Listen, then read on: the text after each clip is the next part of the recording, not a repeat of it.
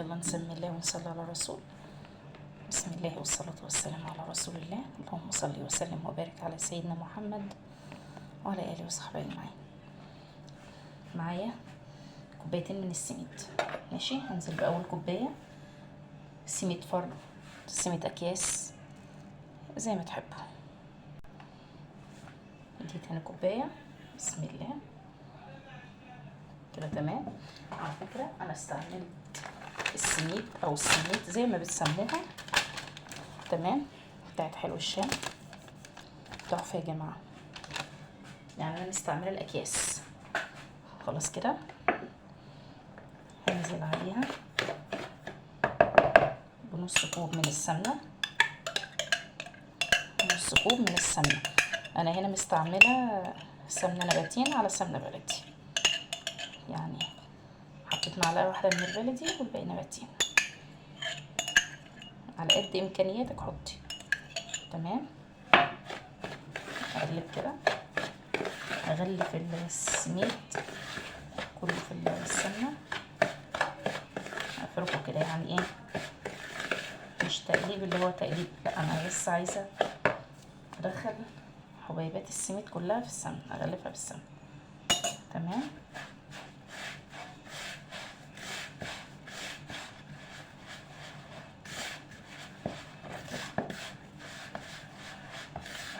مشوا معايا خطوة بخطوة تاخدوا نتيجة تحفة.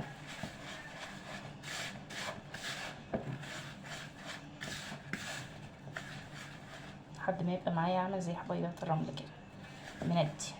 تمام. هنزل بقى عليهم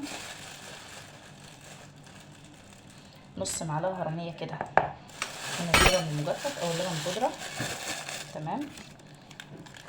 وعلى اللبن البودرة كده هنزل بربع معلقة صغيرة كده من ايه، من البيكنج باودر. مش حابة تحطيها، دي اختياري على فكرة، مش اساسية. تمام. وهنزل كمان بنص كوب من الزبادي. ولو ما عندكيش زبادي اللبن الرايب شغال، مفيش لبن رايب اللبن الحليب شغال، مفيش حليب، تمام، المية شغالة. يعني ما تقفيش على حاجة، غلفي باللي موجود عندك، كله شغال، كله هينفع. مش حابة تحطي زبادي ولا لبن، حطي مية. تمام. البسبوسة بتقبل اي حاجة، شغالة باللبن، شغالة بالزبادي، شغالة بالمية. هعملها لكم مرة تانية ان شاء الله بالمية وهوريكم النتيجة عاملة ازاي. طبعا انا هنا بدخل بس كله ايه في بعضه كده، لكن انا ما بعجنش. بصوا انا ما بعجنش اهو، عشان تبقى قريبة خالص من الكاميرا. ما شاء الله.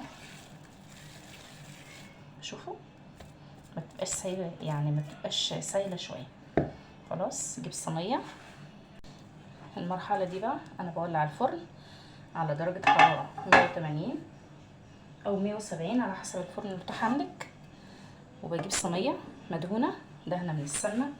الناس اللي بتحب تحط طحينه تحط طحينه عادي، زي ما بتحب تشتغلي عادي، مفيش اي اشكال. تمام. الصينيه دي مقاسها كام يا مجمنه؟ الصينيه دي مقاسها 28. اظن انا بحاول اجاوب على كل اسئله ممكن تدور في دماغكم. تمام.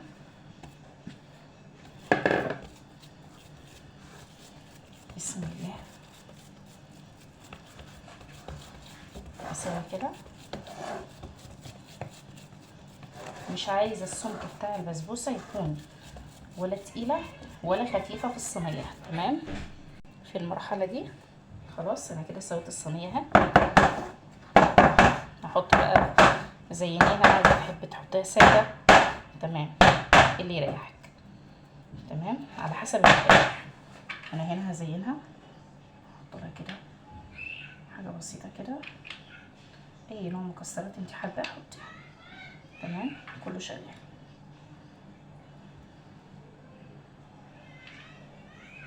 بسم الله. خلاص كده زينتها حسب ما بتحبي بقى تزيني. انا كان عندي هنا كميه بسيطه فانا زينت بس على قد. الحمد لله على كل حال. تمام. بدخلها في الفرن على الرف الوسط.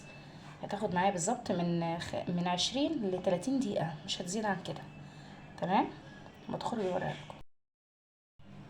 نعمل بقى الشربات او السيرب حسب ما بتسموه، بنفس الكوبايه كده اللي انا معايره بيها السميد هعاير بيها السكر. هاخد كوبايتين كده من السكر كده. اول كوبايه بسم الله.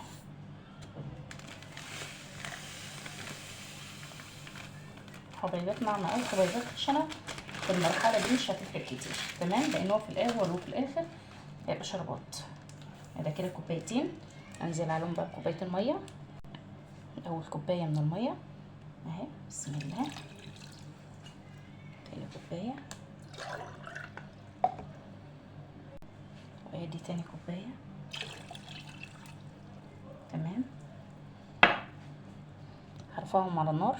اول ما يغلوا غلوه هنزل عليهم بنص معلقه من الفانيليا وعصره ليمونه.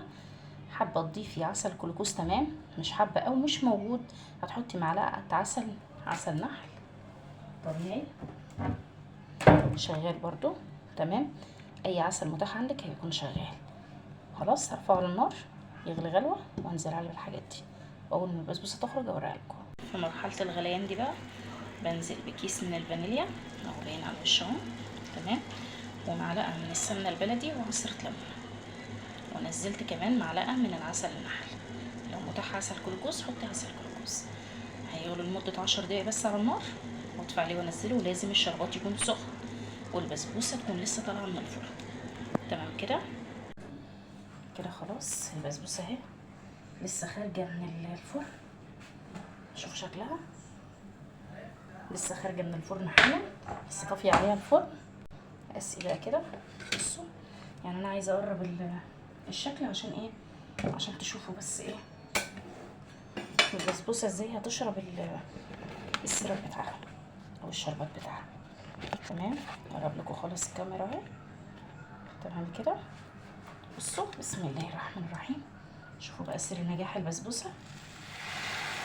سامعين زي طشه الملوخيه بالظبط.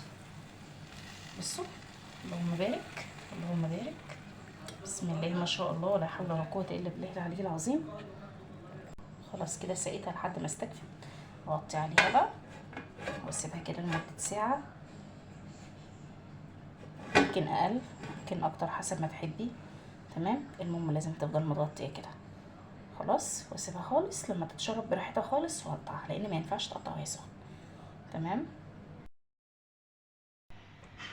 اقطع بقى كده. شوفوا بقى بعد ما قطعتها تعالوا اوريكم الترميله بتاعتها. ما شاء الله اللهم بارك.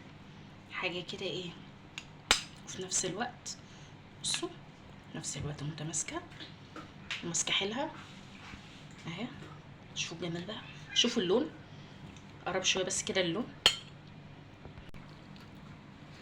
من جمالها فظيعه والله العظيم فظيعه. بصوا قرب بس كده. انا عايزه كل تفصيله فيها تبان، كل تفصيله تبان، كل تفصيله في البسبوسه تكون واضحه وباينه قدامكم. شوفوا جمالها بسم الله.